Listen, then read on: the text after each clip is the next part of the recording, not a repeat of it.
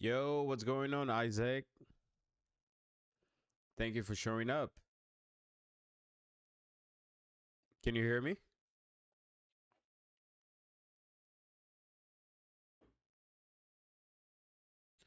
Let me know if you can hear me. Pretty good. How about yours, man? And my mic is good. All right, good, good, good, good, good. Yeah, the day been good, man. The day been good. Except that I don't know if you were able to watch one of my videos, but man, I was about to go ahead and walk, but it was raining. It was raining pretty badly, man.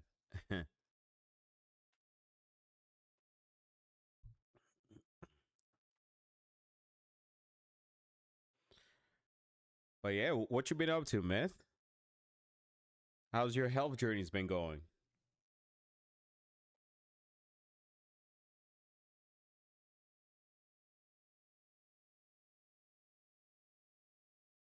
All right. Only all right, man. I mean, hey, we got to do what we got to do, right?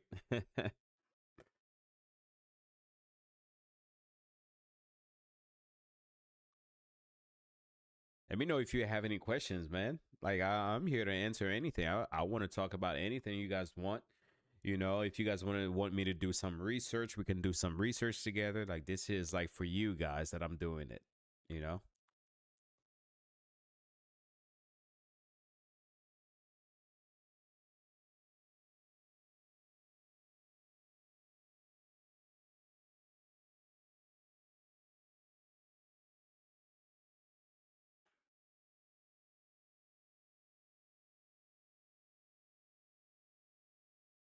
Can you still hear me? Because this is my first time being live, so I don't even know if I'm good or not.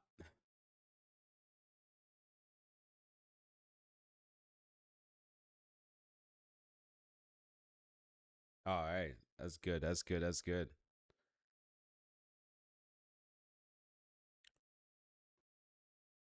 But yeah, man, like are you what's going on with you? Like do you have like any sort of like health um journey that you want to go ahead and try to like fight? Like you want to start, I mean, because that would be a good thing. Because I think everybody, because right now, man, I feel extremely great. I'm still I don't know how I'm doing it, but I'm only having one meal a day, and having one meal a day is actually helping me a lot too. I don't really think about food, and I don't feel like I'm stuffed. You get what I mean?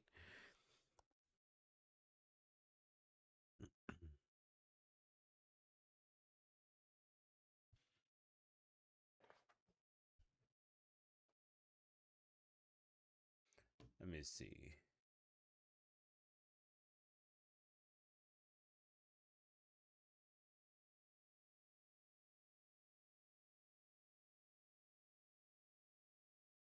Oh, that's good, man. Yeah, this is something that I'm gonna start incorporating right now too, because like one of the things is that I know, exercising is one thing, but when it comes to dieting, that's the better thing. You know, that's the better picture. Once you start, when you diet right and you exercise, then your body's really gonna be defined. That's one of the things I always notice. For around 2 hours, yeah, I used to work out for about 2 hours too. Yeah, that's good. That's good. But what do you do? Like, do you go every day? because my routine was like going Monday through Friday, and on Saturdays I only do like no, from I start from Sunday through Friday, and then on Saturday usually do like calisthenics, just work out my cores, and that's about it. No heavy lifting whatsoever.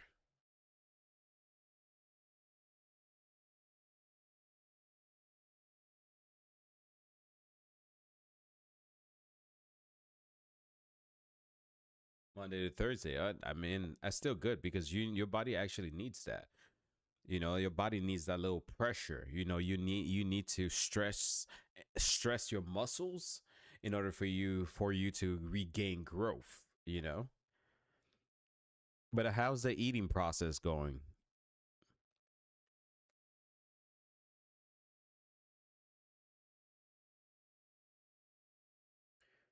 Go to OBS settings.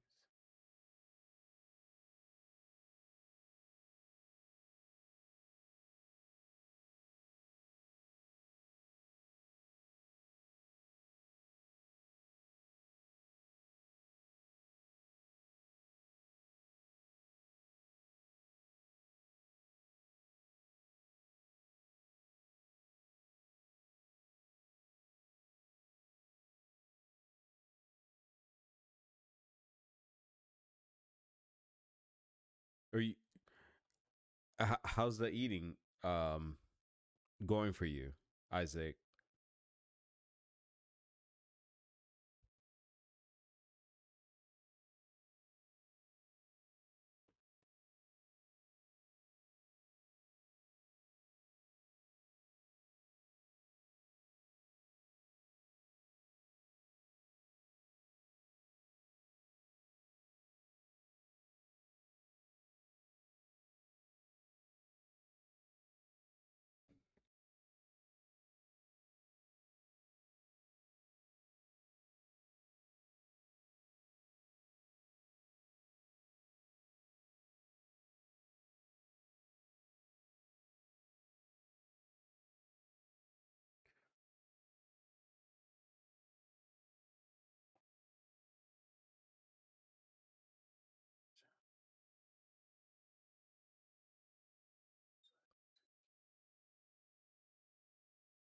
Got you, got you. How old are you though, if you don't mind me asking?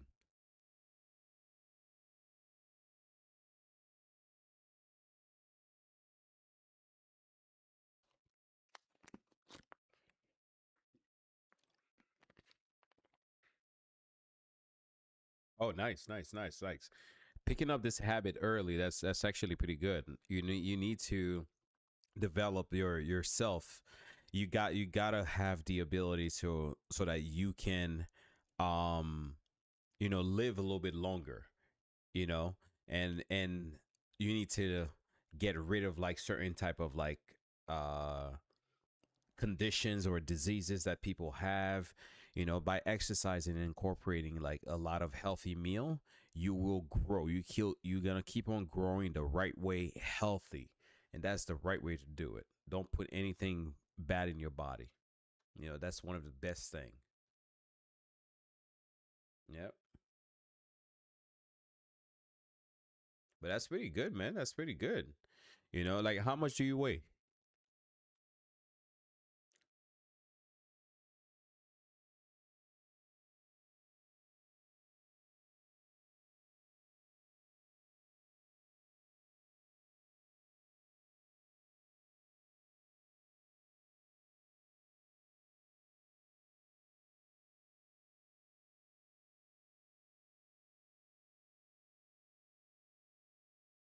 Got you, got you. Yeah, yeah, yeah. So I'm assuming that your goal is like to put on some mass, right? You want to gain and but stay lean, or do you want to bulk up? That's really important too. Yeah, yeah. So you want to bulk up, yeah. Like for me, bulk, yeah, yeah. Got you, got you. Yeah, it could be a very nice physique too. Like for me, I want to bulk up, but stay lean. Yep, keep eating and grow muscles. Exactly, exactly. That's really good though. You know, you got to be able to, but make sure you eat clean. You know, stay away from like the fast food. Home cooked meals are like one of the best. You know, um, and see, replace certain things like certain type of cooking oils that you have with like healthy cooking oils that's gonna be good for you. All of that your body needs and deserve.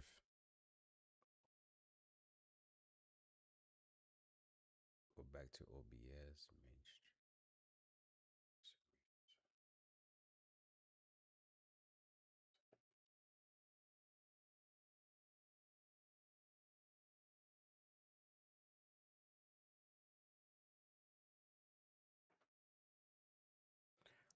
But yeah, like, do you run? Do you do any sort of like you run track? Like, do you do any sort of like you sports?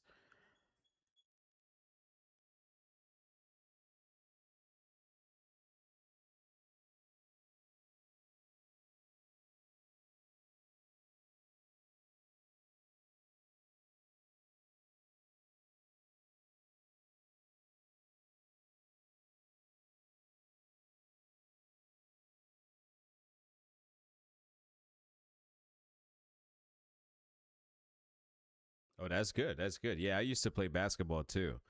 I used to play basketball. I used to play basketball. I used to play soccer, tennis, and swimming too. Like those are the sports that I really liked. But basketball was one of my favorite. I used to play every Friday, Saturday, and Sunday. We alternate. So Fridays we would go ahead and play basketball.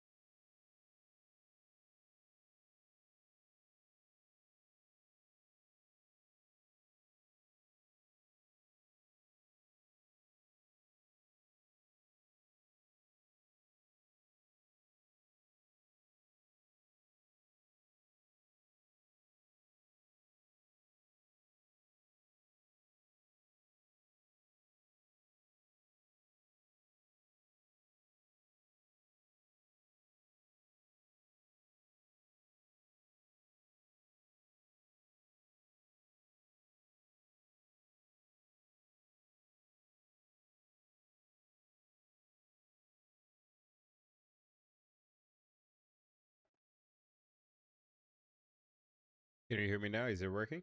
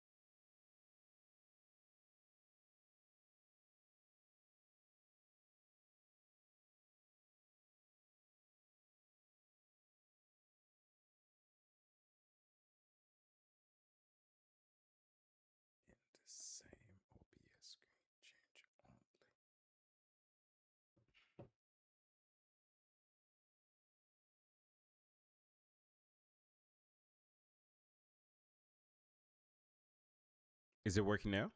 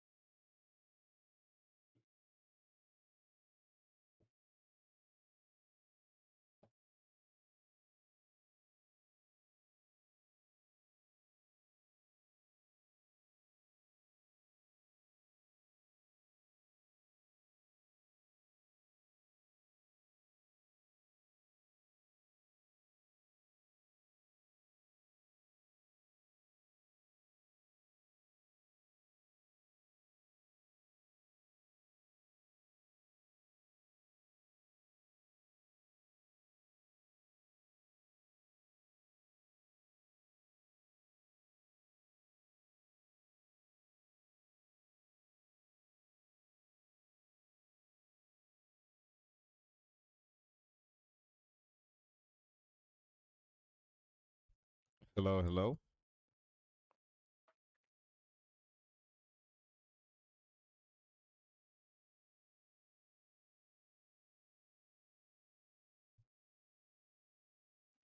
I Isaiah, can you actually hear me?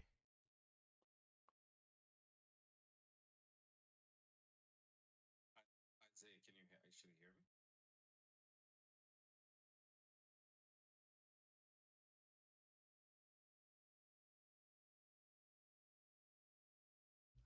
Yeah, it's working now. Sorry about that.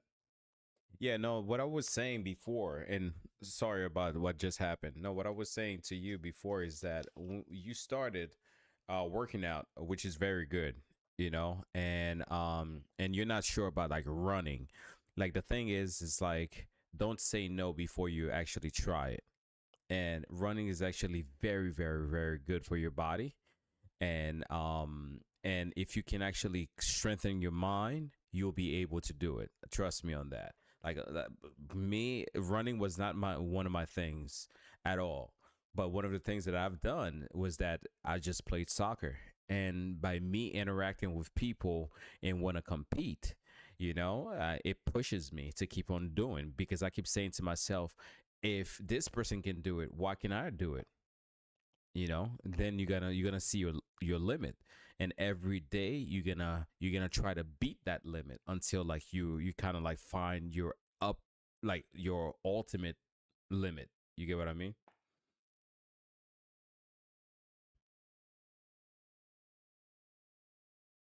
That's good. That's good. That's good. I remember one time I ran 7 miles nonstop, but man, I couldn't feel my legs after that. For 2 days, I couldn't feel my legs. That was the first time ever. I usually run like three, pushes myself to like 4 miles, and then one day I just ran for like 7 hours, 7 miles, and it was ridiculous.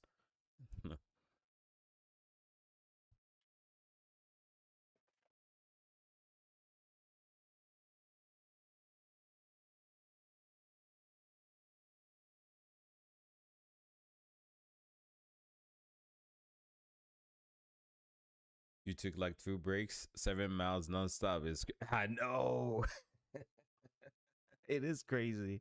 I'm telling you, like the moment that I stopped running. Well, only reason why I stopped running is because my phone battery died because I was listening to music. When I listen to music, I it motivates me and it keeps my mind off of anything. And my battery died from my phone and I couldn't hear anything and I stopped. And when I stopped, I'm telling you, for 2 days I couldn't walk. I couldn't use my legs. My legs was like spaghetti legs. It's ridiculous, I know.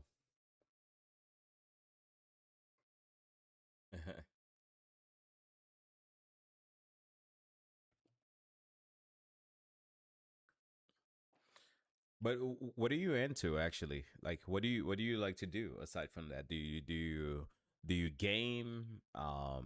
Do you what do you do?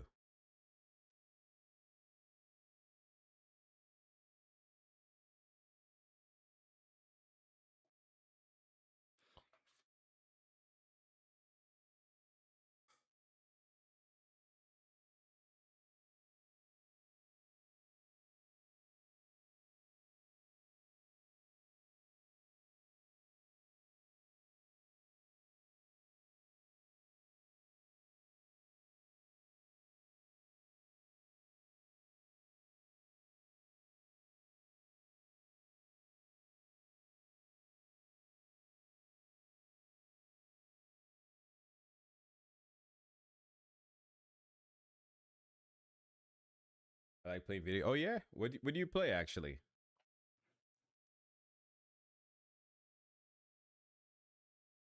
Let me know what you play.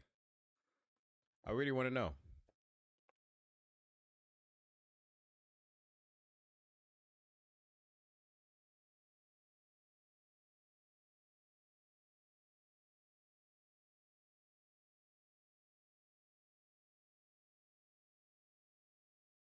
I just got. Oh, you just got back to Fortnite. Yeah, Fortnite. It's not something that I ever played. I don't know, for some reason I never was interested about playing, but I know a lot of people love it.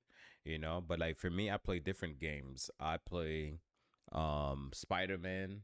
I play God of War. Um, Wukong, and right now I'm playing Call of Duty. Call of Duty. That's one of my favorite right now. But it's a lot of cheaters at Call of Duty.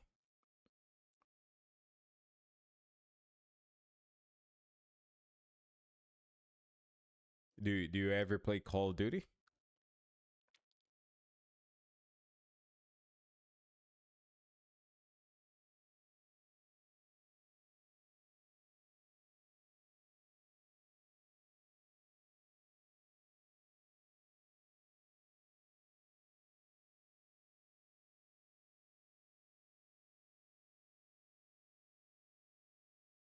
Oh, you never play COD? Oh, okay, okay. You're probably not a COD player, but yeah, yeah.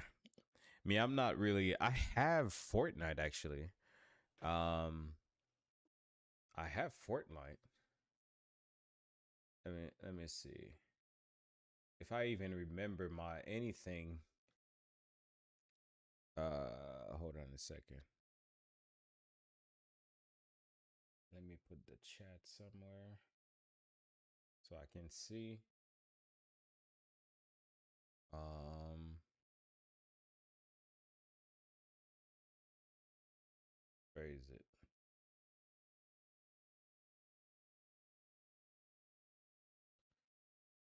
Let me see. Fortnite. I haven't played that in a while. It's probably not even gonna let me play. This is the Fortnite, right?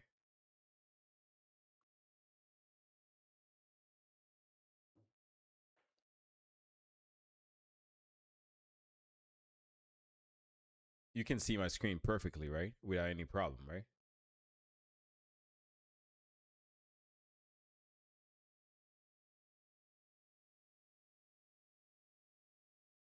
Okay. Let me see if I can do something. Um,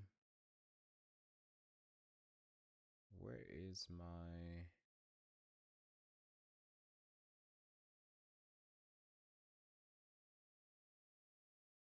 Sony camera?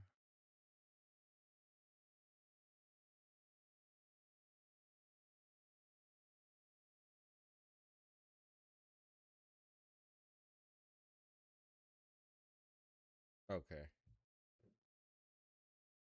I don't know how to do anything on Fortnite. If we ever play Fortnite, you're gonna have to teach me because I have no idea. I haven't launched this game in like forever. I downloaded it.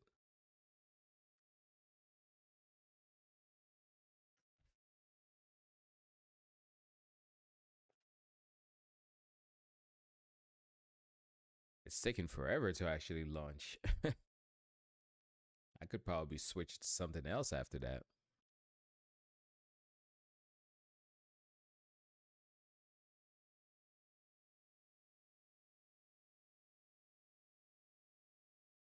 At all.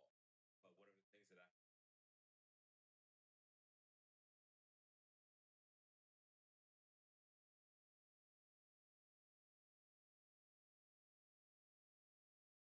Can you hear it?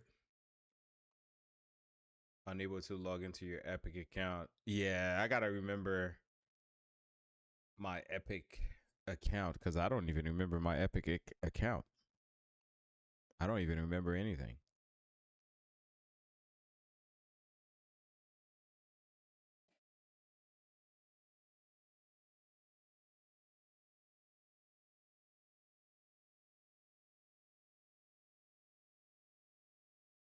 Oh yeah, I did download this game too. I quit Fortnite for around 2 years and I just re-downloaded it yesterday. Yeah. Have you heard about this game called Where When Meet Where When Meets? What is this? Oh, I see why. My Fortnite is not working. I have Battlefield, all those games.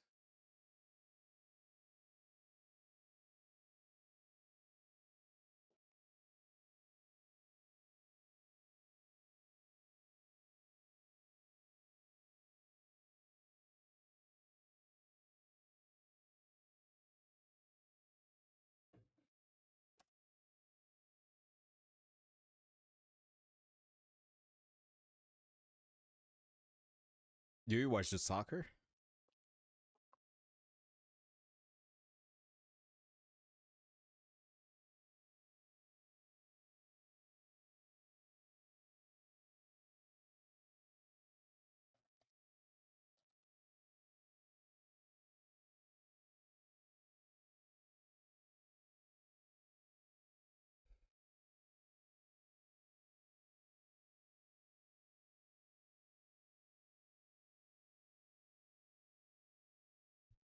Oh, you don't? Oh, okay, okay. Yeah, I like soccer.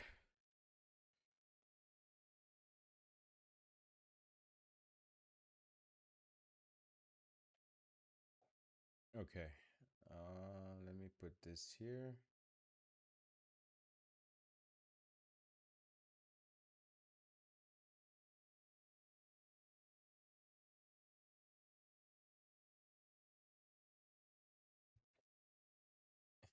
You know, you're actually my only viewer for now, which is really good. I appreciate that, man. I appreciate you showing the support, you showing up, and then showing interest because that's really good.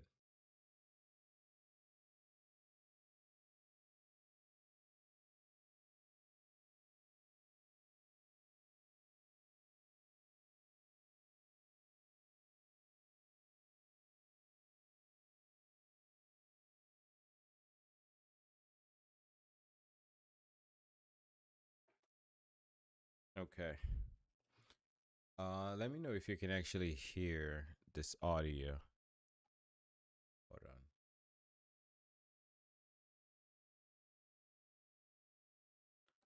on. Give me a sec.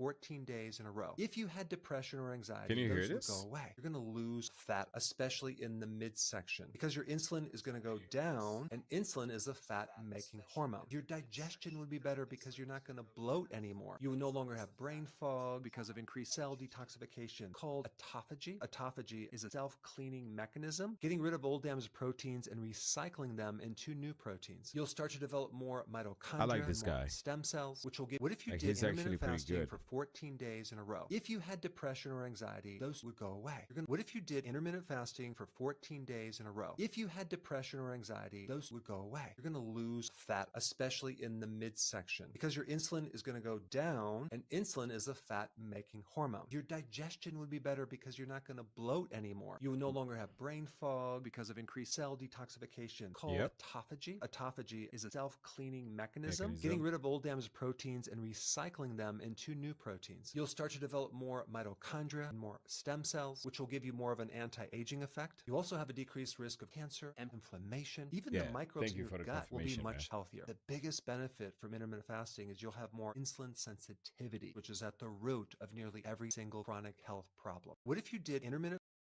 So, do you do any sort of intermittent fasting too?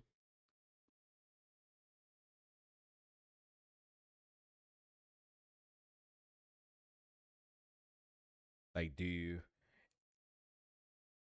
how many meals a day do you actually eat?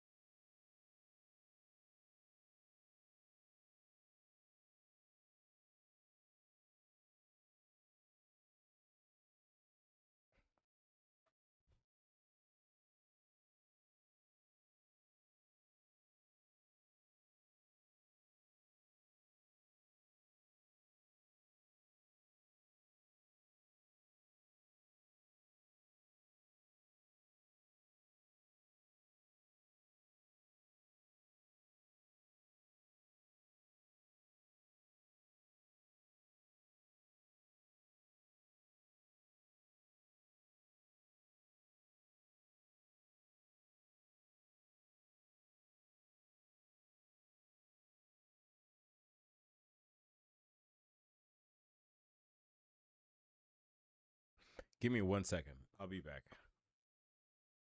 I'll be right back.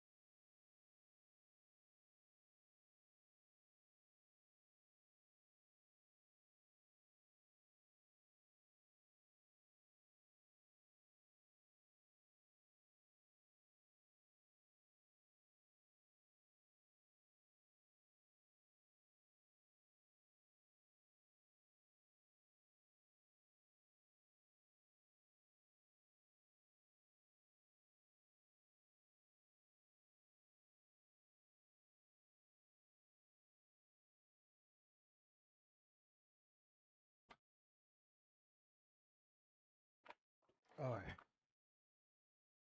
All right, not a problem, man. I'll be right there.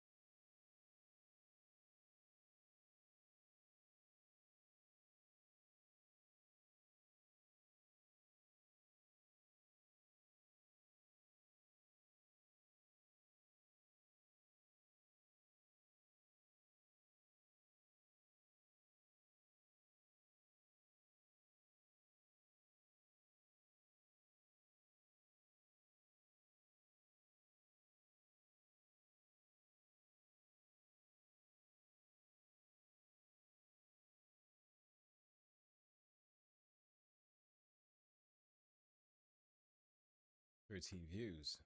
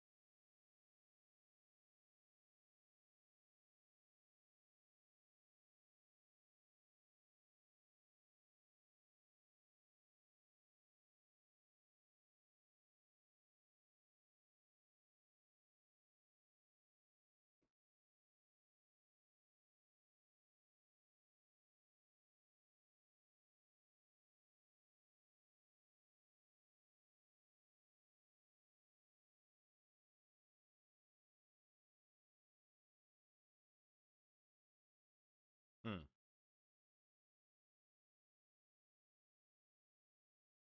So they're saying over here.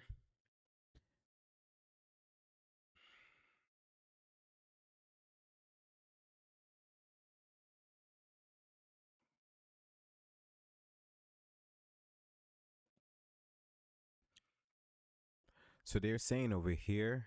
They're saying over here, best food to eat while intermittent fasting. With intermittent fasting, you want to stick with your fasting and eating windows. Yeah. There are less of a focus on what to eat, although it's still important. Basically, the food to eat. Okay. What to eat on intermittent fasting? Water. Okay, okay. This is okay. Okay, the amount of water each person should drink varies based on sex. Based on sex only. Okay. Dark yellow urine dehydration, which can cause headache, fatigue. Drink water.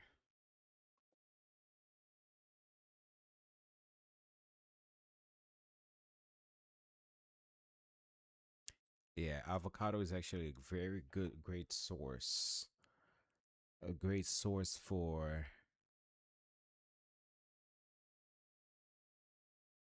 fat and to build protein.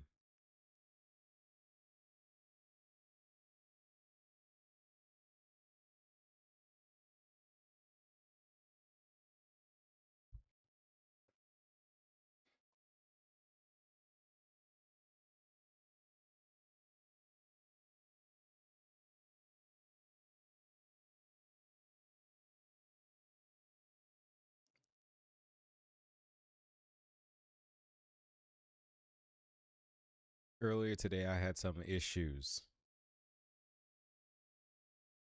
Earlier today, I had some issues.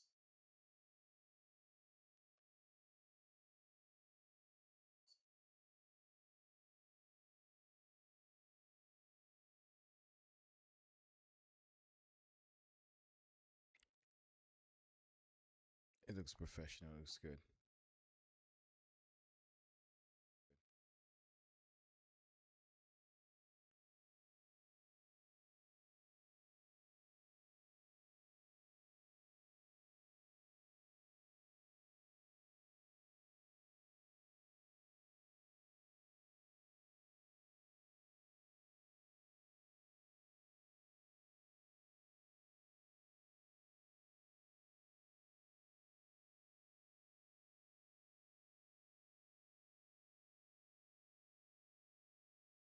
Not all white foods are bad.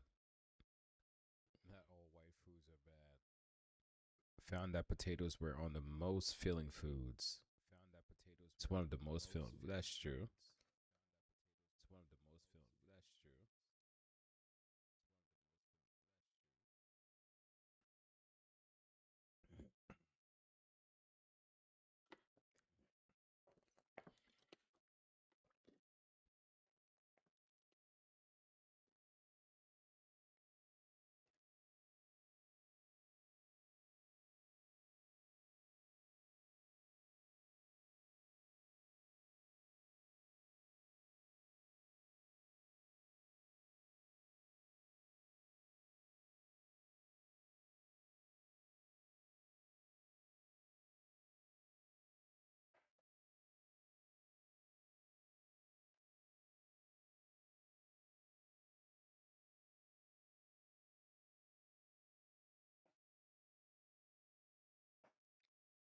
Nuts. I don't really do nuts. It all depends.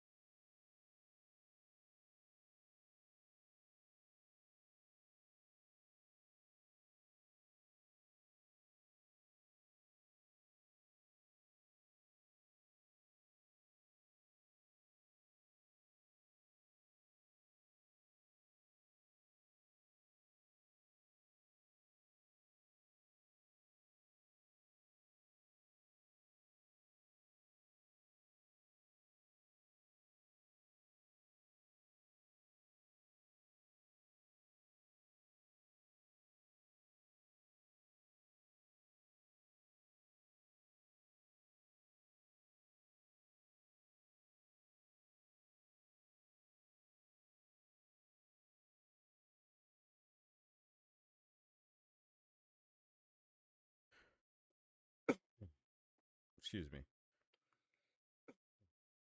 Excuse me.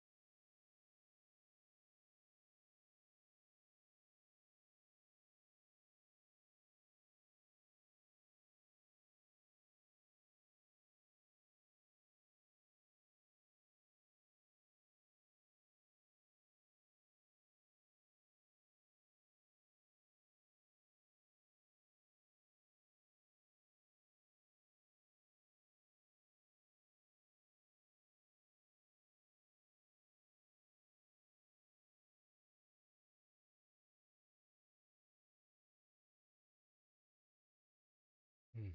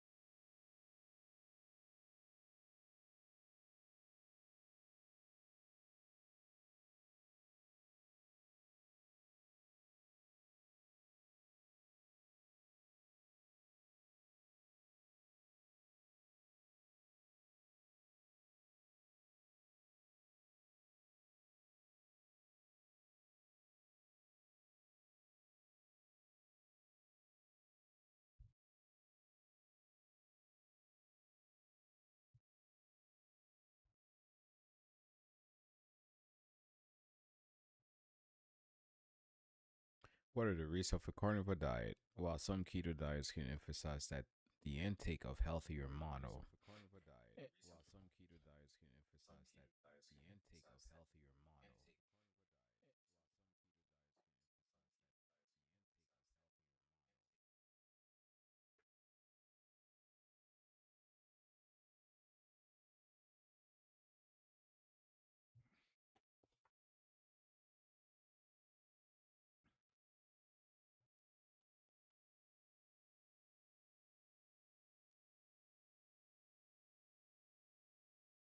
Hmm.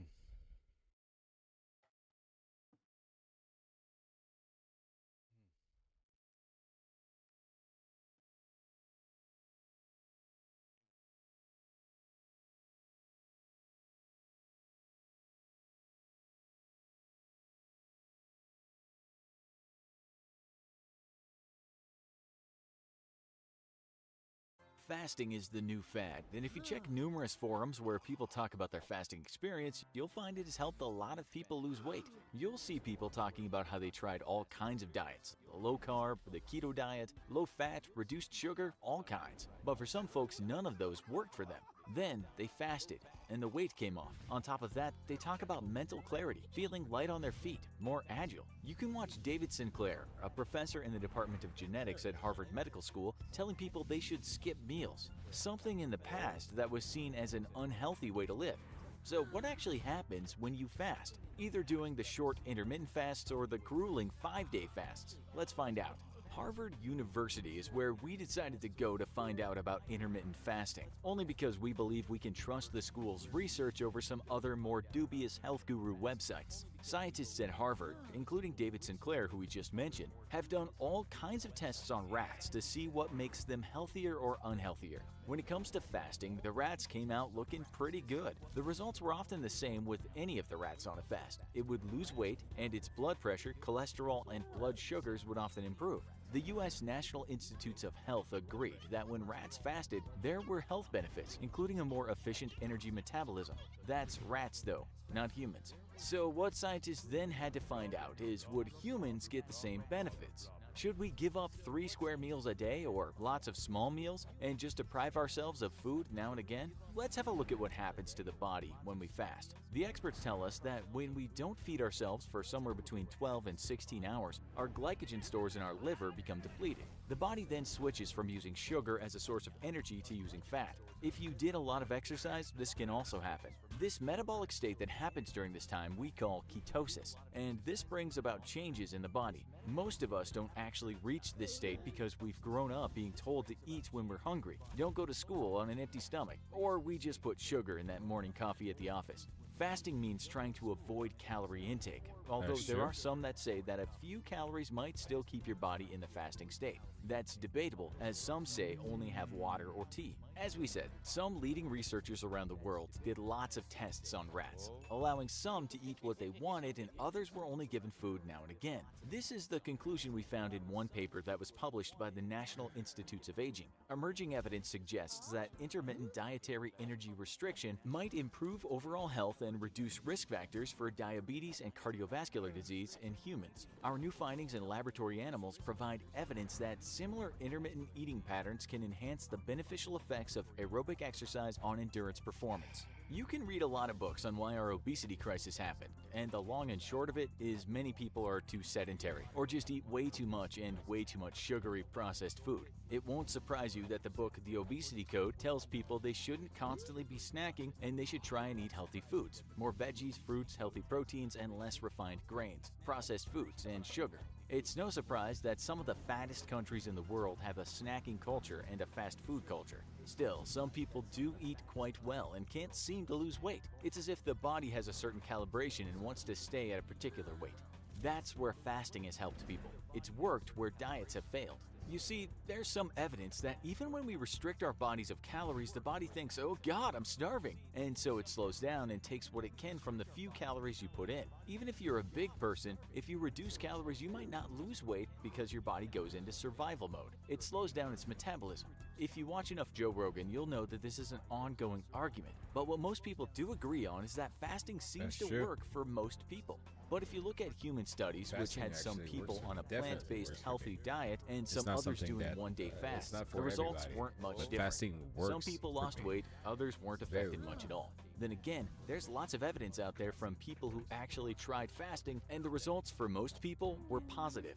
But we'll get around to that later. Researchers from the University of Alabama were interested to see if fasting might help people with pre-diabetes, meaning that they were on their way to getting full-blown diabetes. It's well known that if you eat a ton of food before you sleep, it can increase your chances of getting diabetes. We don't need to tell you that if you are very obese because your fingers are hardly ever doing anything other than putting chips, cookies, and all kinds of processed junk into your mouth, you're at risk of getting diabetes. The proof is in the pudding, and America has a big pie of evidence. In 2018, the U.S. Centers for Disease Control and Prevention told us that 1 in 7 Americans has diabetes. And while lifestyle is not to blame for around 5% of the cases, the vast majority of the remaining 95% have diabetes because of a poor diet and resulting obesity. So can fasting help? Well, in one study, the researchers put pre-diabetics on a plan called early time-restricted feeding. This meant some participants could only eat from 7 a.m. until 3 p.m. and nothing else after or before. The other group could eat between 7 a.m. and 7 p.m., a kind of normal time frame for most people. Both groups actually didn't gain weight or lose weight, but those in the 7 to 3 time frame showed a drop in insulin levels. They also showed a lower blood pressure, and another important factor was they just got used to it and showed a decrease in appetite. There's no doubt that this kind of intermittent fasting has worked for a lot of people, but most researchers do say that if you do it, also try to have a healthy diet and a healthy lifestyle. Dieting may also help, but the fact is some people just find it easier to skip meals. Sometimes it's hard to find healthy food, and sometimes it takes too much time to cook. So fasting is a good option if you want to try and lose weight without much planning or effort.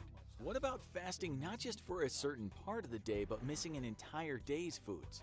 The American Journal of Clinical Nutrition published a study from independent researchers who took a bunch of participants and put them on this 1 day a week fast for 5 weeks. Its conclusion was that indeed people lost weight, but they were also hungry during that fasting day.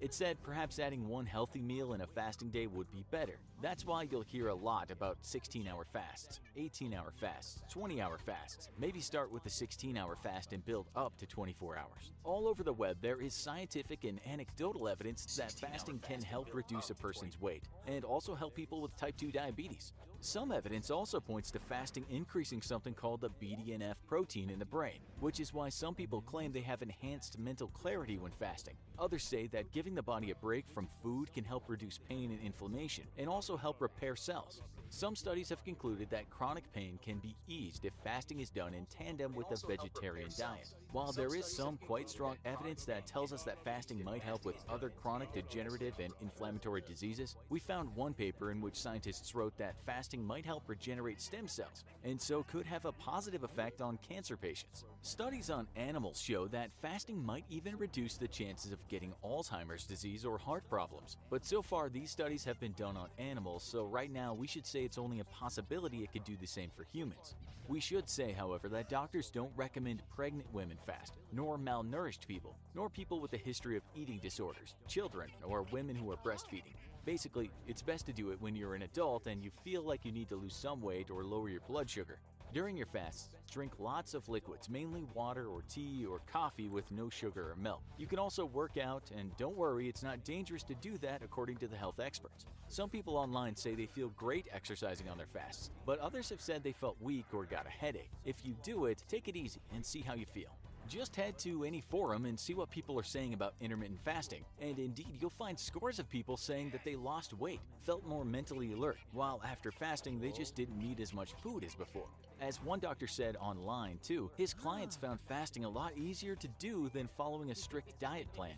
Looking at forums, you'll find lots of people saying things like this. Yes, intermittent fasting is very helpful. I've lost 30 pounds, went from 20+% body fat to 8% so far just from this March. I've been doing it every day since. There seems little doubt since look feel. Just head to any forum and see what people are saying about intermittent fasting, and indeed you'll find scores of people saying that they lost weight, felt more mentally alert, while after fasting they just didn't need as much food as before. As one doctor said online too, his clients found fasting a lot easier to do than following a strict diet plan. Looking at forums, you'll find lots of people saying things like this. Yes, intermittent fasting is very helpful. I've lost 30 pounds, went from 20+% body fat to 8% so far just from this March. I've been doing it every day since. There seems little doubt that many people lose weight when doing these fasts, even just 16-hour fasts. Most people will eat their evening meal early around 5 and then get through most of the morning without food. While a lot more research needs to be done concerning all the health benefits, just reading what people say about their fasts online lets you know that fasting does work for most people if they want to lose weight, while many people enjoy how they feel during the fasts. Have you tried fasting? How was it for you? Tell us in the comments. Also, be sure to check out our other video. Have you tried fasting? How was it for you? Tell us in the comments. Also, be sure to check out our other video.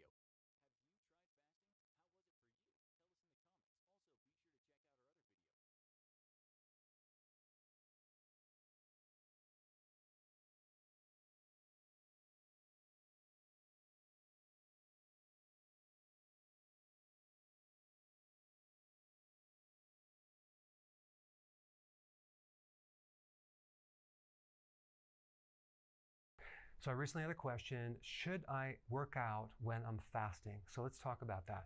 So many people have this idea they have to eat before they exercise to get energy for whatever reason. So let's first talk about the 3 or 4 variables to exercise. You have the type of exercise, you have the intensity of the exercise, how hard did you go, and then the duration, how long you go, and then you have the recovery.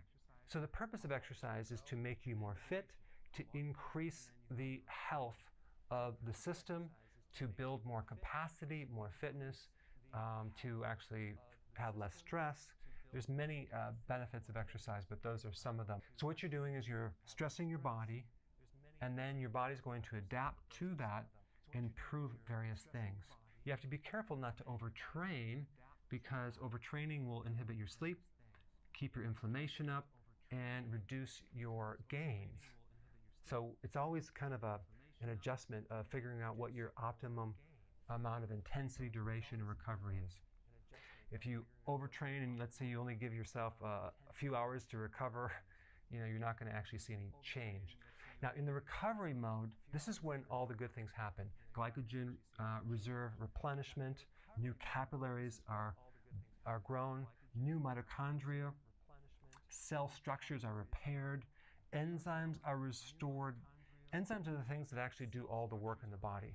Lactic acid is cleared. If you have too much lactic acid in your body that your body can't burn up because it can use this as fuel, it can create a condition called lactic acidosis, which can cause restless leg syndrome, difficulty breathing, and a whole series of other symptoms. I have videos on that. Also, you have the endocrine system involved, where you have a really good spike of growth hormone, which is involved in improving not just muscle growth, but the growth of other proteins and also repair in general of proteins. And another hormone that is increased is called glucagon, which is basically a hormone that helps you burn more fat. Now the problem is when you consume food before you work out, or you do carbo loading, which I'm very much against, you decrease the amount of growth hormone that you can produce. You potentially can increase too much lactic acid in the body, because glucose turns into lactic acid, and you actually greatly diminish the ability to burn fat. because when you're actually eating, the body's going to be burning up those dietary calories and not your own calories. Now, when you fast, you get this massive additional increase of growth hormone. Now think about it. Exercise triggers growth hormone and fasting increases growth hormone. So when you combine them, you get a huge effect of growth hormone. And what's really cool about fasting is you get amazing reparative actions. You have this huge spike in repair in general. So it's going to actually come in handy when your body's trying to repair from the stress. So the body can actually get new capillaries, mitochondria, repair the cell structures more efficiently. When you work out during a fasting mode, you can enhance fat burning by 20 to 30% more. And also you improve insulin resistance. Now, a reason why certain people consume carbs before workout is they're trying to enhance the spike of insulin to build more muscle mass. But here's the problem. It also at the same time creates insulin resistance because the body does not like too many carbs. So the more insulin resistance you have, the less you're going to absorb as far as amino acids and proteins, nutrition. But by doing fasting, you develop a much more sensitivity for insulin in general, and the insulin works a lot better. So you can actually pull in more amino acids and more nutrients. I had one guy who was working out, he wanted to gain more muscle mass, and he was consuming a certain amount of calories, a lot of carbs. He went on keto, intermittent fasting. He lost weight. He wanted to then gain more weight. But this time, when he did it healthily, and he brought his carbs up to about 50 to 60 grams per day, so he kind of maxed them out and still being on keto, he started to develop more muscle growth because of this one fact that he improved insulin resistance. When before he was doing a certain amount of calorie amount, he wasn't able to absorb the nutrients and protein. Now, with the same amount of calories, different foods, not having insulin resistance, he was able to start absorbing these nutrients. And that's what created more muscle mass. Now, as far as the type of exercise, this really depends on your recovery. So if your recovery is poor, you do aerobic exercise, low intensity, walking, something real light, and then you build up to more anabolic, which is more like high intensity interval training would be very good. Compound resistance exercise using as many muscles as possible when you're working out, high intensity, that would be very beneficial to maximize your growth hormone. So in summary, absolutely yes, you want to strive to exercise when you're fasting because there are so many benefits, mainly for the reparative actions. Thanks for watching. Hey, if you're liking this content, please subscribe now. Thanks for watching. Hey, if you're liking this content, please subscribe now.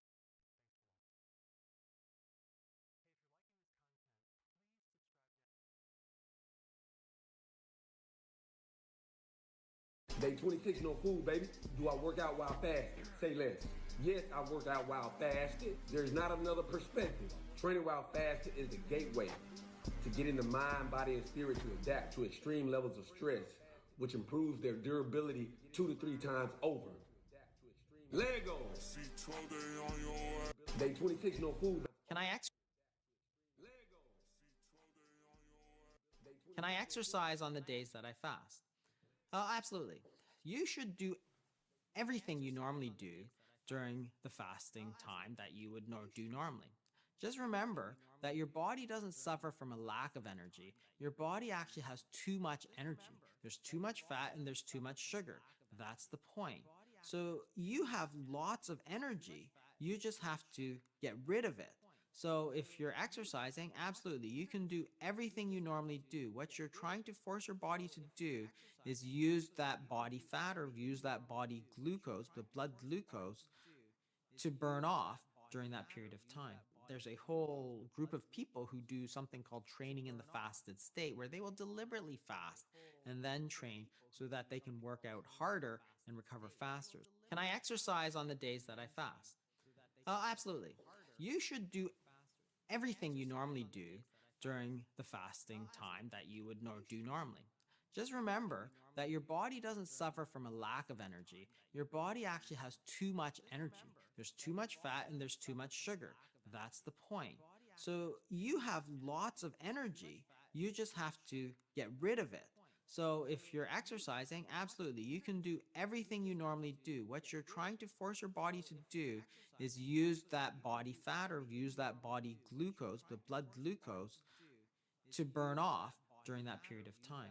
There's a whole group of people who do something called training in the fasted state, where they will deliberately fast and then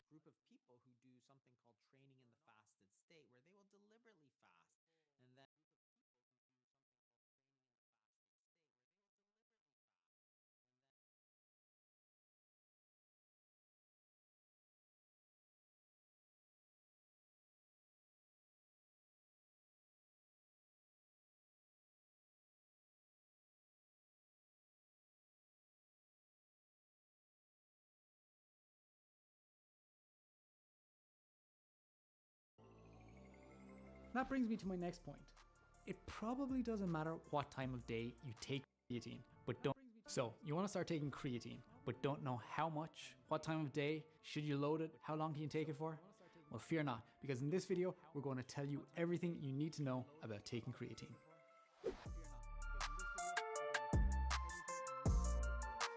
How's it going, guys? My name is Richie Kerwin and I'm a nutritionist and nutrition researcher at Liverpool John Moores University, and you're watching the MyProtein YouTube channel. This is the channel that brings you need-to-know info on how to fuel your body and train to be your strongest self. In my last video, I spoke about what creatine is and why you might want to take it.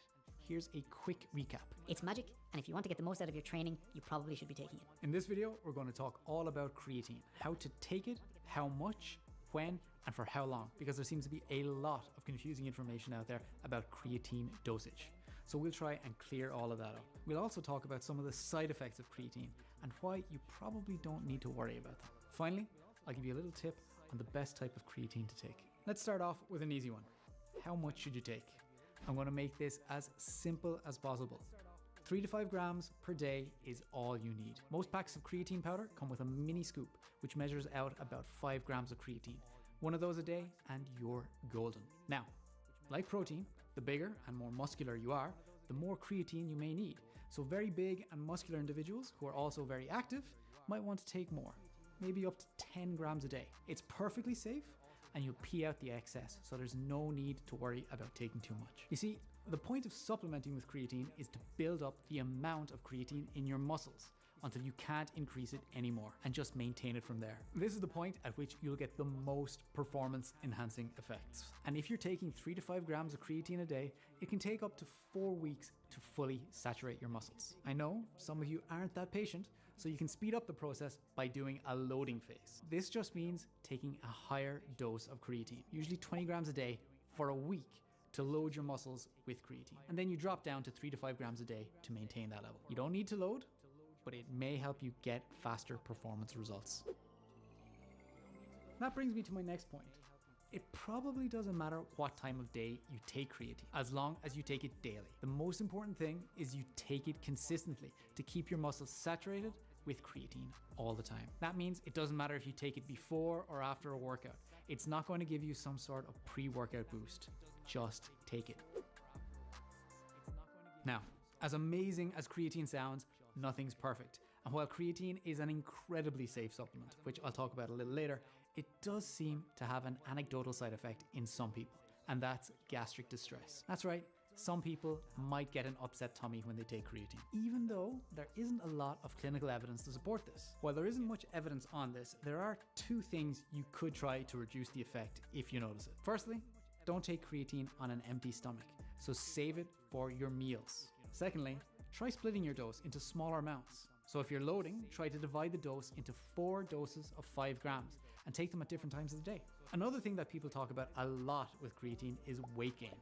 The thing is, this really isn't a problem for most people unless they have a poor relationship with the bathroom scales. People who take creatine often notice a sudden increase in weight, sometimes up to as much as 2.5 kilos or even more. But that stabilizes when somebody is using it constantly. But here's the thing, it's not fat. Say it again, it's not fat.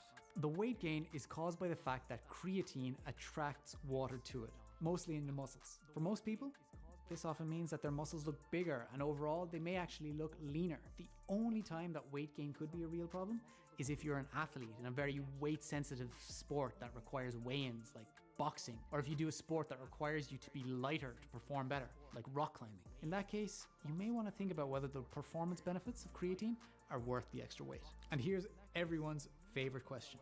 How long can you stay on creatine? I've heard people talking about needing to cycle on and off creatine. The only reason people say this is because they mistakenly associate creatine with steroids. Here's the real short answer. You don't need to stop taking creatine. It's safe for long-term use. There are studies of creatine doses as high as 30 grams per day for up to 5 years without any problems at all. Long-term use doesn't even lead to kidney problems, which is what everybody likes to, again, mistakenly claim. And one final note, the vast majority of research for the benefits of using creatine is based on creatine monohydrate, which is the most common and cheapest form available. No need to worry about different forms or speed of absorption or bioavailabilities. Creatine monohydrate does exactly what it says on the tin and has the most research behind it. So, did that answer your questions? As always, if you have any more, let me know in the comments, and remember to like and subscribe to the MyProtein YouTube channel for more great evidence-based nutrition information.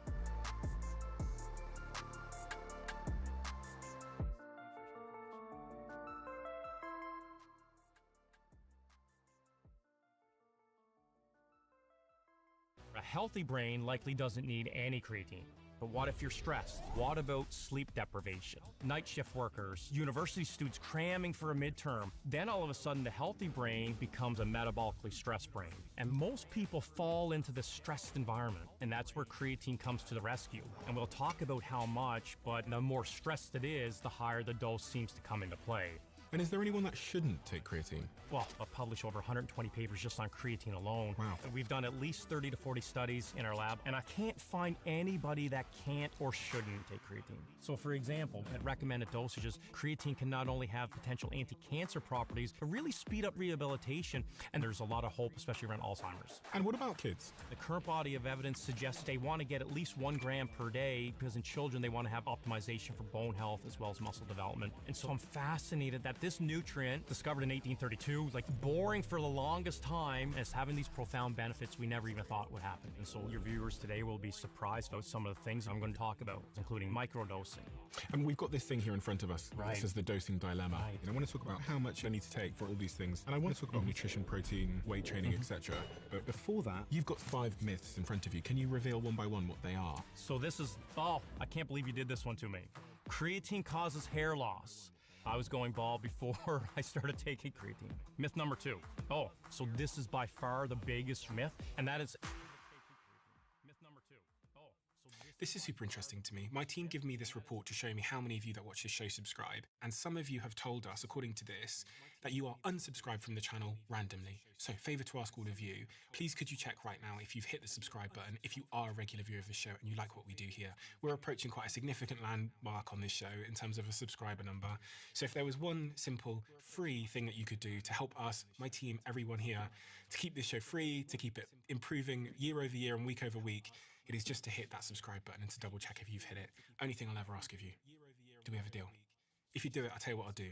I'll make sure every single week, every single month, we fight harder and harder and harder and harder to bring you the guests and conversations that you want to hear.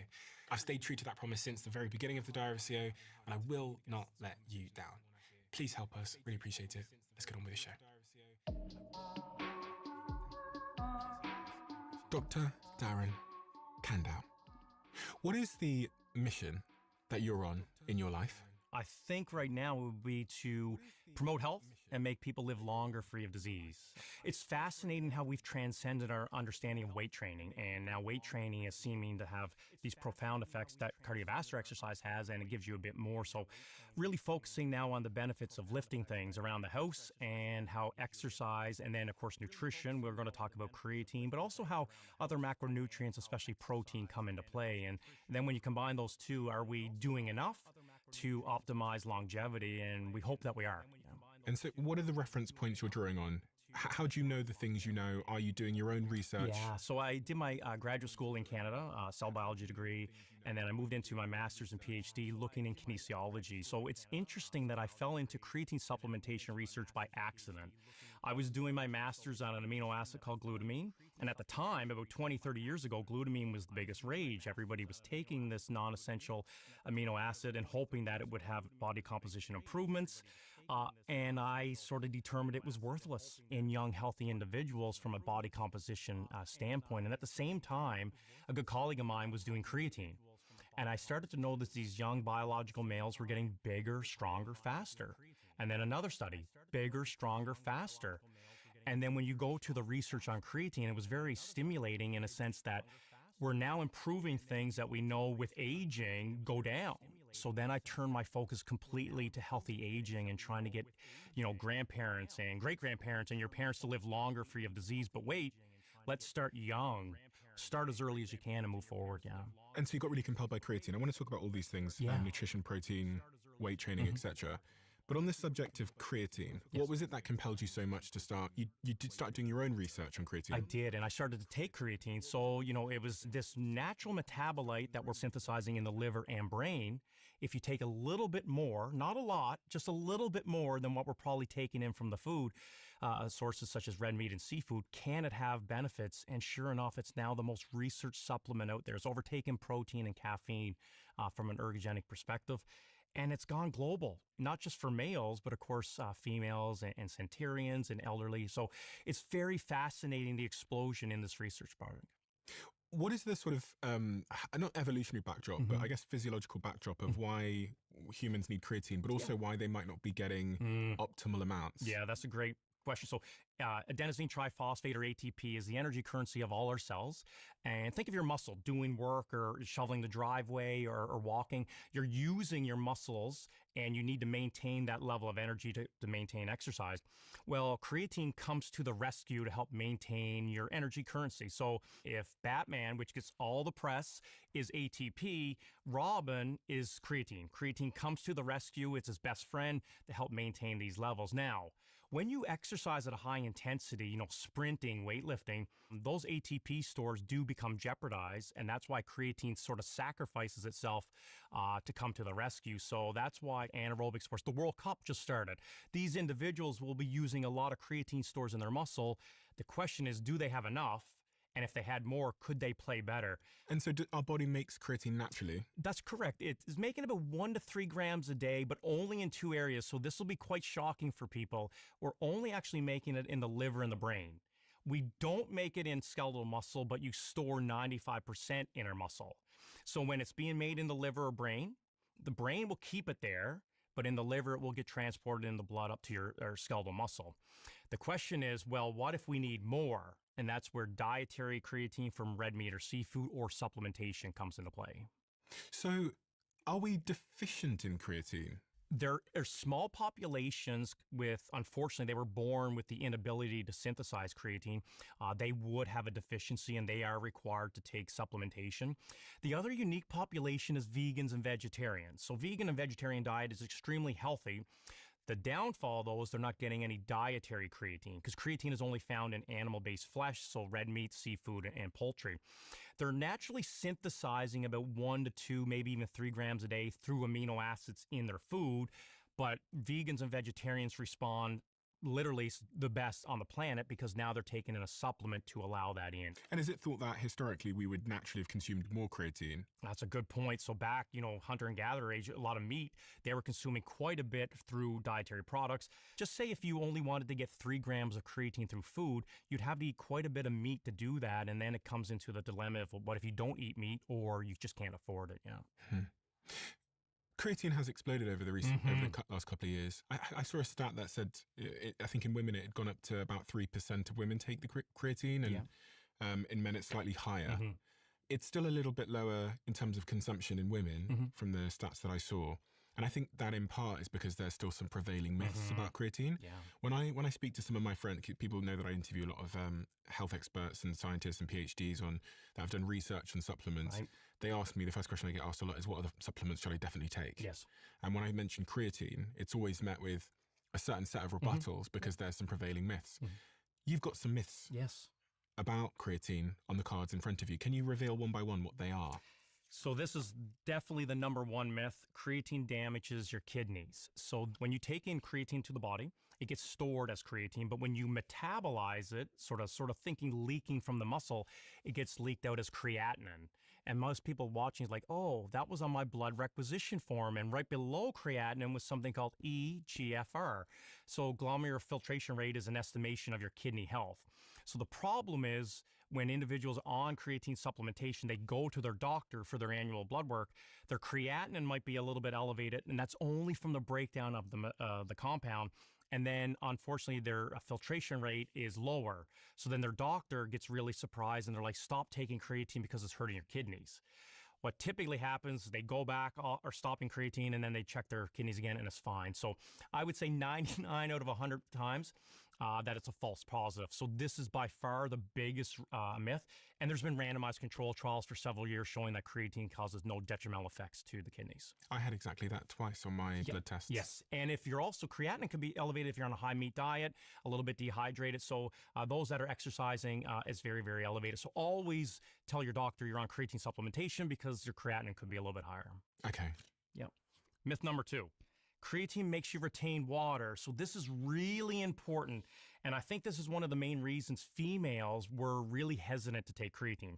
If you take too much too soon, it can lead to an increase in water retention.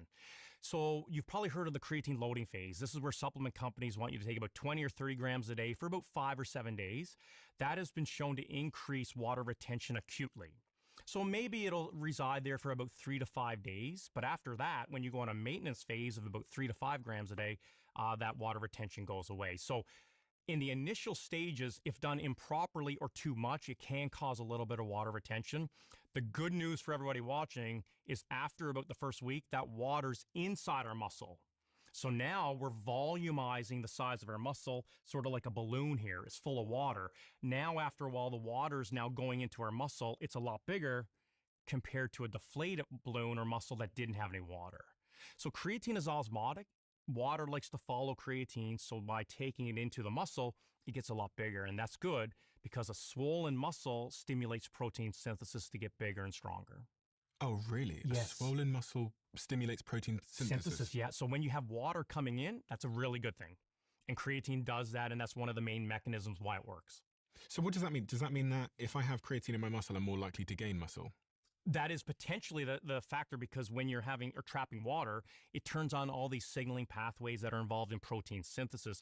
And one of the biggest robust evidence is that creatine increases lean tissue mass and regional muscle thickness with weight training over time. Oh, wow. Okay. Yeah. Yeah, because a lot of people are concerned that they're going to put on lots of weight and be bloated with creatine. The interesting there is if you take smaller, more microdosing, there's hardly any effect. And this might come surprising, but if you did a 6-week study, pre and post after creatine, you only increase mass by 0.86 kilograms. Oh, wow. And the majority of that is lean mass. So at the end of the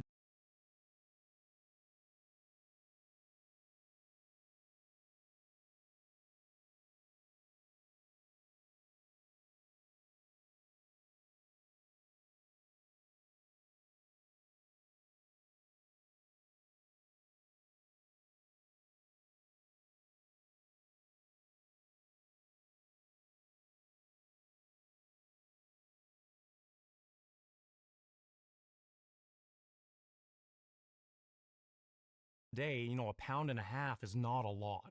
Lean mass. Lean mass, yeah. Which is... We think Like creatine is actually pretty good because what I like about creatine is that they have found nothing about creatine. No evidence that creatine does anything alarming to your health whatsoever. Creatine is actually completely safe. It beats Alzheimer's diseases. A lot of athletes, they use that in order for them to actually work out. It's good for endurance. It's good for brain function. It's good for a lot of good things. So this is one of the things that I need to start incorporating. I actually have creatine, but I need to start incorporating. There's a way to take creatine per day so that it can start get saturated inside of your system. I need to start looking into that and start using my creatine. Skeletal muscle.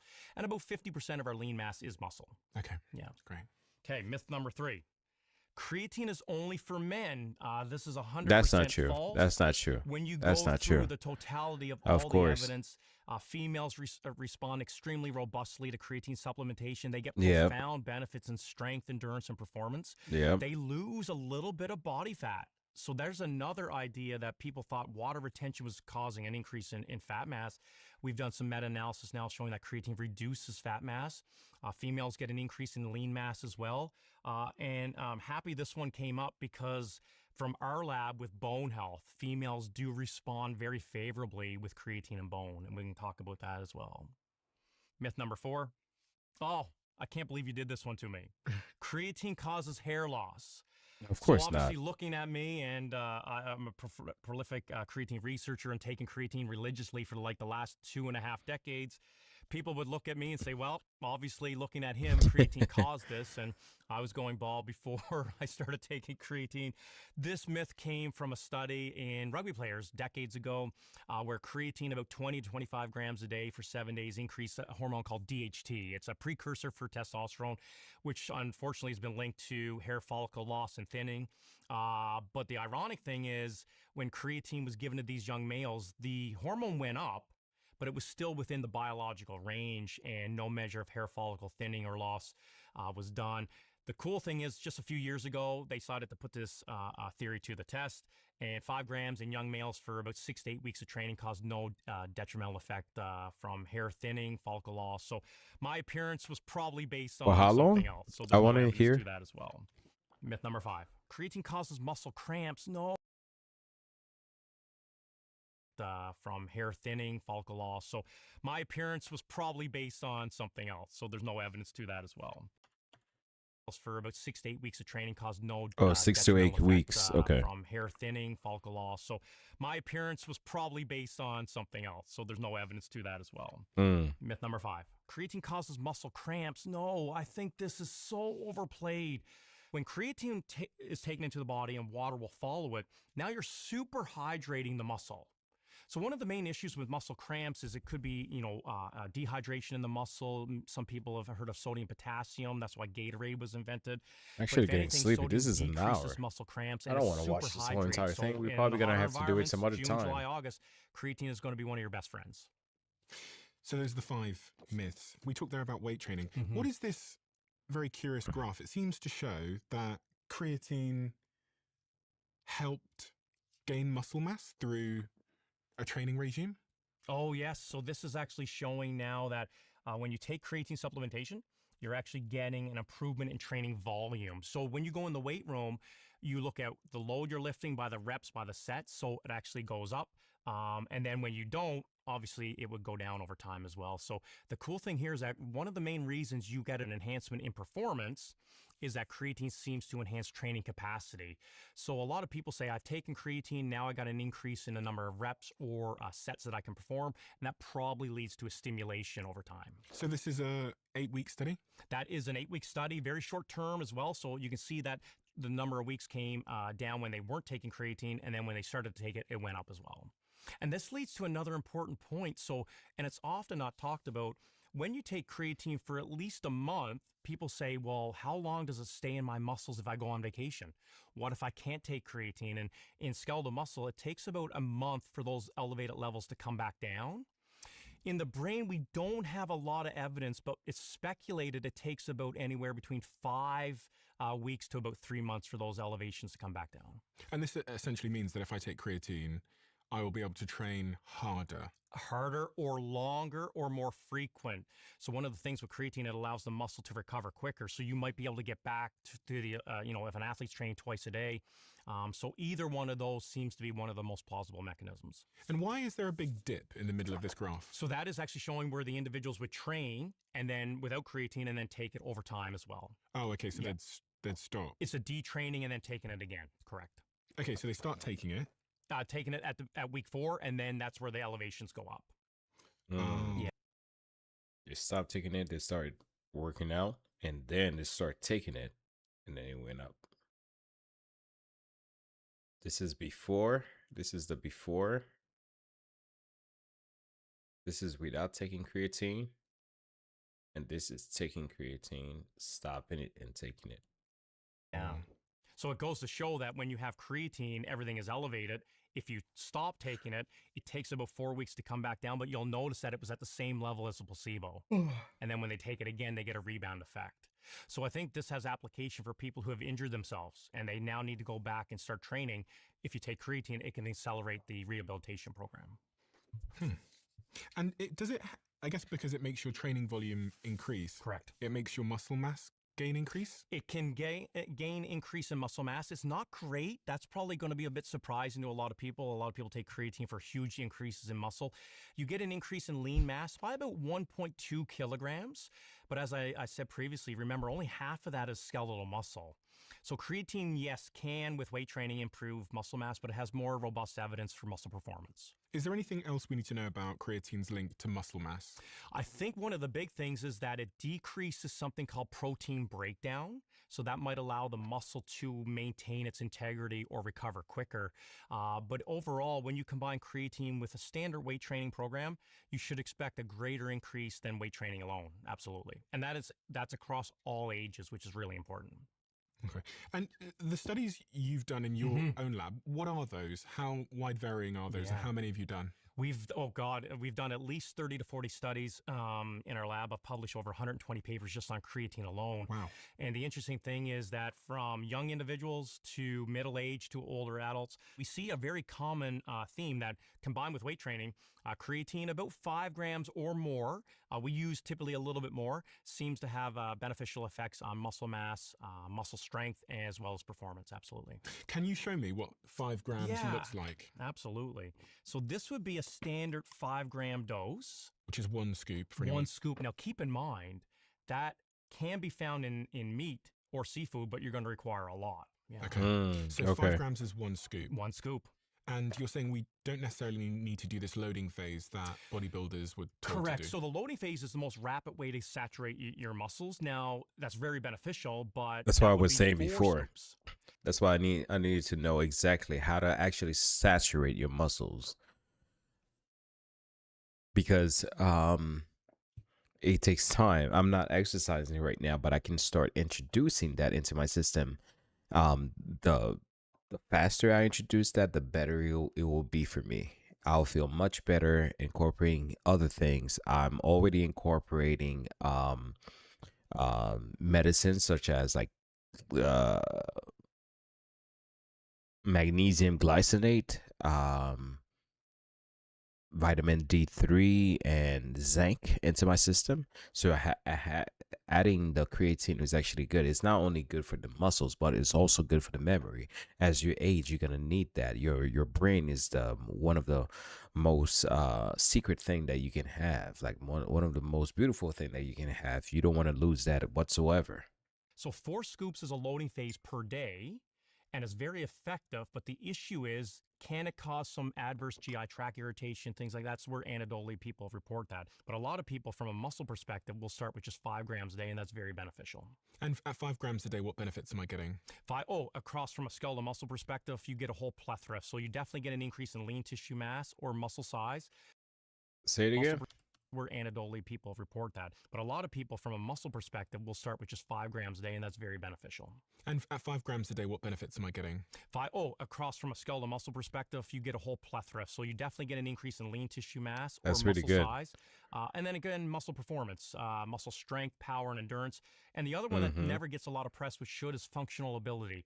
An older adult to sit to stand. This has applications getting off the toilet, out of the bed, out of a car. So as we get older, we're losing muscle strength and performance. That is as true. well as functionality, and creatine and weight training seems to come to the rescue there. And is there anyone that shouldn't take creatine? I can't I don't find think so. anybody that can't. I don't or think so, shouldn't. yeah. The safety profile is exceptional. Everyone can If take they it. have pre-existing medical conditions, they definitely need to speak to their doctor. The doctor Besides first. that, I'm not seeing any reason a healthy individual can't take or shouldn't take creatine. And pregnant women? So that's an interesting colleague of mine, Dr. Stacey Ellery out of Australia, is now Yes, finally looking I would at say human yes. trials with pregnancy, going into breast milk, into the fetus. So it's still in its infancy. The jury's still out, but as it currently stands, it seems to be relatively safe and well tolerated. There you go. Okay. There So you go. not all creatine is made the same. Right, correct. There's No. lots of different types of creatine. People, Yeah. some Yep. people take creatine gummies. There's micro, I mean, I have some different types macro, of creatine Yeah. here. Creatine mineralized, or something monohydrate, like that. creatine Monohydrate. hydrochloride. Okay. I remember looking when I was in a shelf a couple of months ago Yeah. and seeing like 5 or 6 different types of Mhm. creatine. What is the optimal type of creatine to Yes. take and why? Hold on. So by I'm about to far, take creatine mine and monohydrate. see.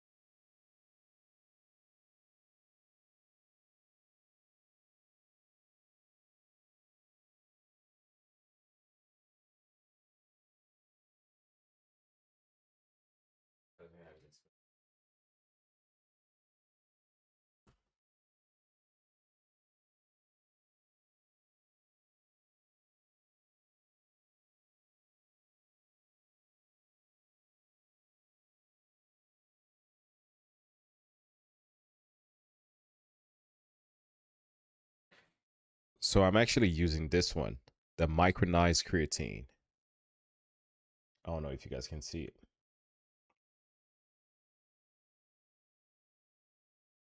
That's the one that I'm using. And that goes against all the new marketing forms. So creatine monohydrate is simply creatine linked to one water molecule. When you take it into the body, the water molecule dissolves. It's identical to what's being produced in the liver and the brain. All the evidence that you ever hear about the safety and efficacy of creatine is based on the old, boring, from 1832 creatine monohydrate. There's new marketed forms of creatine, such as hydrochloride, which does have evidence behind it. There's many other forms.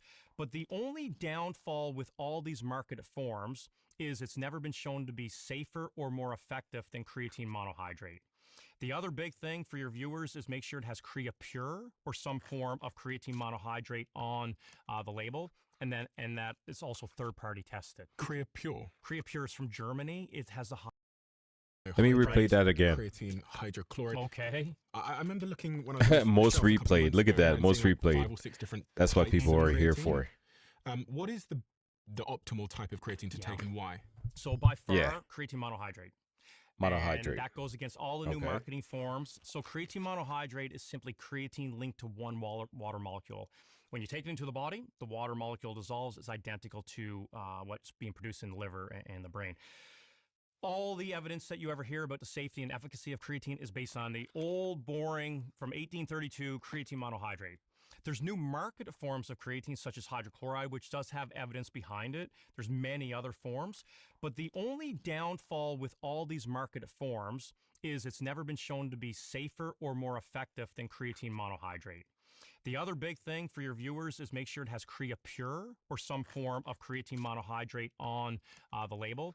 And that is also third-party tested. 100% CreaPure is from pure Germany. It has the creatine highest, monohydrate. standard of qualification and Say it again, scrutiny, buddy. the label. And that is also third-party tested. CreaPure. CreaPure is from Germany. CreaPure. It has the highest standard of 100% pure qualification creatine and, monohydrate. scrutiny, I don't and know then if you guys can NSF see it. certified or another It third-party is. certified. So those are the three things that I personally would look for: monohydrate, CreaPure is the type, here. and then NSF certified or third-party certification. Which is that little logo at the that bottom. little logo here at the bottom. That's right. And what does So that mean? So NSF is the National Sanitation Foundation. It's a third-party organization that will independently take the supplement and then third-party test it, and then you get a certificate of analysis to make so there's no contaminants like lead or arsenic or things like that. So that's something for the consumers watching to definitely be aware Oh, of so when the you go definite to, the creatine store. monohydrate is And the we've got main this one you want. thing here in front of Micronized us. creatine This is is the usually dosing just dilemma. creatine monohydrate We with talked smaller about muscle particles, there. so Have it we checked mixes muscle off, or better is there in anything else water to and cover? may No. So feel how many easier on scoops the do you think is stomach. optimal for skeletal muscle? Oh, skeletal muscle. Yeah. Your bicep, your tricep. Arnold Schwarzenegger, 5 grams? 5 I don't know. grams. So that's only going to be one little scoop. Okay. Okay. That's probably very viable, and you're correct. Across the lifespan, 5 grams has been shown to be effective, but here's a little bit of caveat. If you're over the age of 50, maybe you want to have a little bit more. Because as we get older, the creatine in our lower legs is more jeopardized, and therefore you might need a bit more. Okay. Okay. So But that's- this is without the loading phase. So this is if you just want to take a little bit per day. And you have to take it consistently. Good question. So ideally, yes, there is evidence that you can just take it on the training days, but we haven't talked about the brain yet. And the reason why I think you should take it every day is it likes to go to other tissues on a daily basis. So that's about 7 grams? How That's much was about that? 7 or 8 grams.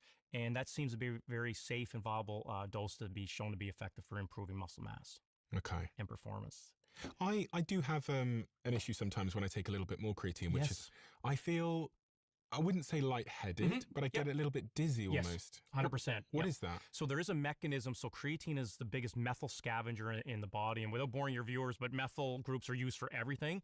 They're also used to synthesize something called adrenaline and our neurotransmitters, you know, things that we get excited about. So when you take in too much creatine, typically on an empty stomach or in a dehydrated state, that will spare methyl groups in the body to be used because you're taking so much in. That's And then true. it says, where can I go? So since Where can you creatine go? is now being taken in through a supplement, these methyl groups are available in your body to go elsewhere to do work, and they like to synthesize adrenaline. And that's why you feel more energetic, so to speak. When you say synthesize adrenaline, what does that mean? Yeah, that means you're creating more of the hormone called epinephrine. And that, you know, you hear about fight or flight, or you're nervous, or whichever it is, it gives you a little bit more of that. So that's why sometimes you feel a little bit jittery or things like that. Yeah, sometimes I can feel a little bit sick as Yeah. well if I do too much. Yeah, and so that's where it's sort of the new area of interest for me is this microdosing based on that. So we're starting to see some evidence now that if you take smaller amounts all throughout the day, it does not have any adverse effects. If anything, it seems to be a little bit more tolerable. So you could take a few grams in the morning, a few grams in the evening, or whichever. I think one of the best ways to take it that never gets any press is I put 5 grams in my water bottle during my workout. And so now I'm consuming a little bit of creatine as I do my weightlifting or cardio, and then I'll consume a little bit in the morning as well. So I take about 10 grams a day at minimum on a daily basis. Other people will take more or less, but that's just how I get it in. Yeah, I find that if I do take a little bit in the morning and then a little bit later, Yeah. it's much better. 100%. I don't get any weird feelings. That's correct. And it seems to be more consistent and appreciated for individuals because if you do or are susceptible to any fluctuations in weight gain, water retention, or GI tract irritation, those seem to definitely go away. And we've assessed over 1,000 individuals in my lab, and that seems to be a very viable approach. Not a lot of taste to it, is there? It's not the best tasting thing in the No, world, is it's it? very bland, very boring. But there's other companies trying to make it more flavorful, things like that. The cool thing is with creatine, you can put it in anything. You can put it in yogurt, a juice, whichever it is. You can now put it in coffee. There's a little bit of controversy over the dose of caffeine. I think anywhere lower than 350 milligrams is fine, and that's going to be most standard coffees or teas as well. So whichever allows you to become consistent is a great way to do it, yeah. There should be a button just down below here. And if it says subscribed, you're already subscribed. If it says subscriber, that means you're not yet. And if you're not subscribed, please could you do us a favor and hit that button. It helps the show more than you know. And according to the algorithm, you're someone that watches our show, but you haven't yet hit that button. Thank you so much.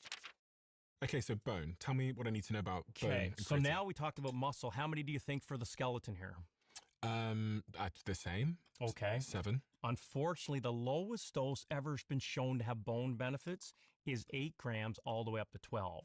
So now we're in a dosing dilemma already. We just started. We have a little bit disconnect between muscle and bone. 3 to 5 grams seems to be really good for muscle. A little bit more is fine. But bone needs to be a little bit more. And that's primarily based on some of our work from our lab where we've shown that about 8 to 12 grams a day with exercise, and that's crucial. If you do not exercise, there's never been a study ever shown to have bone benefits. But if you do perform weightlifting, one of the very cool things in postmenopausal females is that creatine seemed to reduce the rate of bone mineral density loss around the hip region.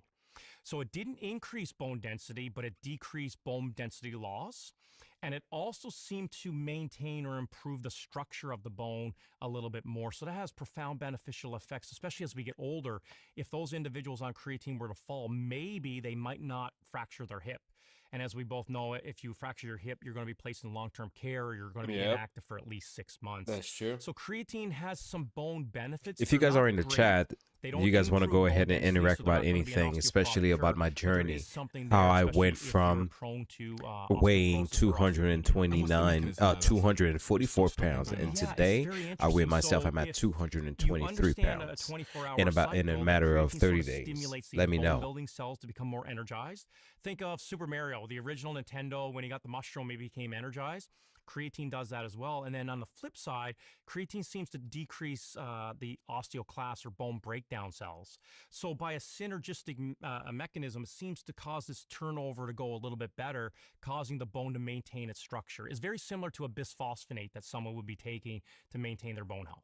A bisphosphonate. Yeah, it's a drug that a lot of individuals will take Bisphosphonate. if they're A prone to medicine is bone used to loss. treat Obviously, creatine is not a drug, but it osteoporosis has by some of slowing those the similar breakdown problems. of bone. So we've got muscle. I need to take They about help 7 or 8 maintain bone grams density. to get those Oh, benefits. okay. Yeah. With burn, So it's it a little helps. bit more. A little bit more. You don't mean additionally. No, in total. So now this is where we get into the daily dosing dilemma. We've gone from 3 to 5 grams or a little bit more for muscle. Bone is maybe 8 to 10 or a little bit more. So what do you think on the brain? The hottest topic. 10? 10, okay. So that would be, 2 scoops. I'm just assuming this increases. Yeah.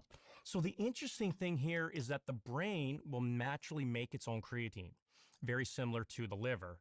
So since the brain is actually making its own creatine, it may not require as much or any on a daily basis. So here's the brain, obviously, and in different regions, creatine is being synthesized and being used all throughout. So this organ is about 2 kilograms, but uses 20% of our daily energy at rest. So just think about that. 20% of the amount of energy we're consuming from food or using is being used by the brain. But what if you're stressed? Sleep deprivation. Your dog got you up in the middle of the night to pee and you couldn't fall back to sleep. University students cramming for a midterm. Now all the countries look at the World Cup. They're going to be up stressed, different time zones. Then all of a sudden the healthy brain becomes a metabolically stressed brain. So your guess about 10 grams on average is fine because the brain on a non-stress day is naturally making is enough and it's healthy. But now we get into a more difficult. What about those metabolic stressors? So again, all the neurons in the brain are being used. So what about sleep deprivation? 10 grams? For sleep deprived? You tell When was me. the last time you slept 10 straight hours? It's been a while. It's been a while. For even you to pause there, that's alarming because you're thinking, when was the last time I got a really good night's sleep? Mhm. What if you were up for 24 hours?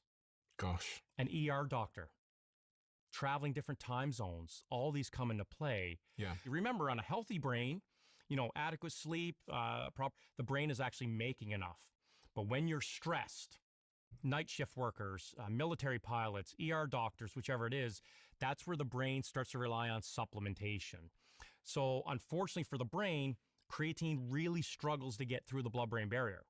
But if it does, now you might need longer or higher dosages. So what about sleep deprived? I have no idea. Okay, so let's say there's 5, there's 10. What do you think? It's going to be more, isn't it? It's going to be a lot more. Here's 15. Couple studies showed some benefits. Now let's do 20. Remember that loading phase? Mhm. The best overall studies currently right now that use an MRI for the brain have showed about 20 grams seems to have some effect acutely. But the 2 studies last year out of Germany even showed this. Here's 25. And here's 30. So a classic study was done last year when they gave 30 grams to a group of young individuals who volunteered to be sleep deprived for 21 hours. And that level of creatine increased creatine levels in the brain, and it offset some of the negative effects. Remember, that was an acute episode of 21 hours of sleep deprivation. They've done a subsequent study going down to about 0.2 grams or about 14 grams. It didn't have the same effect. So remember, a healthy brain likely doesn't need any creatine, but a stressed brain likely does. And the more stressed it is, the higher the dose seems to come into play. There's a lot of nuances with the brain. Obviously, we just showed different regions, which we don't have a lot of information. But overall, it seems that 20 grams seems to be the most viable dose when the brain is stressed. We basically need to start dumping out quite a bit more. So when you get from this area on, the brain healthy likely doesn't benefit from any type of supplementation because it's making its own. But in these areas, when you're stressed, it likely does. The area of nuance, or why it's become so popular, is I think most people fall into this stressed environment. And if they're not getting enough creatine through their diet and or supplementation, that's why this big explosion on let's take more to sort of check off all the boxes. So I take 10 grams a day at minimum to check off muscle, right? That checks off bone for the most part. And I'm pretty sure over time, 10 grams would do the most part for stress. Now, since I just flown different time zones, today I'm taking 20 to 25 grams based on this acutely. And then when I go back to a non-stress environment, back to Canada, I'll go back to my regular 10. So I look at the 10-gram dose or a little bit more as kind of being like a safety net. If you're only taking 3 to 5, you definitely will get muscle benefits. Will you eventually get brain benefits? There's a small chance, but taking a little bit more, and remember, the cool thing for your viewers, we're not talking about protein. If we were talking about protein, the entire thing would be hundreds of grams. We're only talking about maybe 20 grams, and that may only need to be done acutely. You know, when you're really going through metabolic stress. Look at university students. 5 final exams, hardly any sleep for a week. This is where this would come into play. I look at flight attendants or pilots. They'll fly from Canada to Europe, and then they go back home.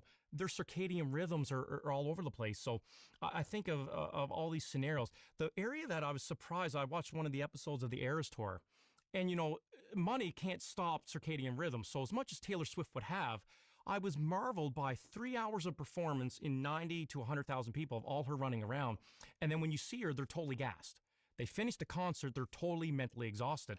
That's a situation where this could come in to enhance performance. Then you think of celebrities, you think of athletes. These, a lot of high pressure things, like imagine being in the World Cup final, the pressure, the mental capacity, that's where creatine seems to come into play. There's a lot of nuances. We still don't know a lot. So I think the big take home for people is that if you're going through periods of stress, a little bit more is okay. We don't know any adverse effects. We don't think there are any. But again, if you're just taking creatine for muscle, bone, and the brain, you're likely going to be checking off all those boxes. And when we start getting the brain benefits up at this end, right? What are those brain benefits that were recorded in the studies? Is it I'm going to feel like I slept? Yeah. Or is it something more internal? You likely won't feel anything. Ah, okay. However, when you get to tasks the next day, so for example, you're up all night. All right, guys. I think this is gonna be it for me. I have about 18 views. Not a lot of interaction, but that's okay. But later on, I'll do more live, more consistent, and be more consistent with my life and see what's going on. So do let me know exactly. Let me switch my camera. Yeah, so thank you again for watching, everyone who has watched. And I didn't get a lot of interaction. I did had a great interaction with Isaac, and it was pretty good. But I'll try to go ahead and do more of these videos on a daily basis, or as much as I can, I would say, not on a daily basis, but and you guys can ask whatever questions you want to go, because I'm here for any sort of health questions, or any questions you want to have, anything funny, anything interested. So do let me know whatever you guys want to watch next time. But I'll try my best to get live as soon as I get the chance, but more